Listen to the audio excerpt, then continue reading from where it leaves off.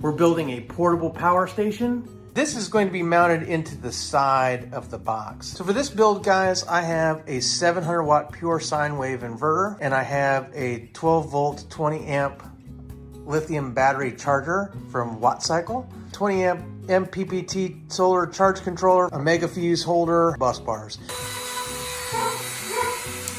Okay guys, so I have them all drilled. All right guys, we have everything wired up. It's time to put it in the box. We have everything connected into the bus bars, lots of wire. Battery's gonna go right here. There it is. So if I put this in, yep, you can see my tablet is charging. Plug it in again, just real quick. It should just turn right on. Hey, look at that. And success.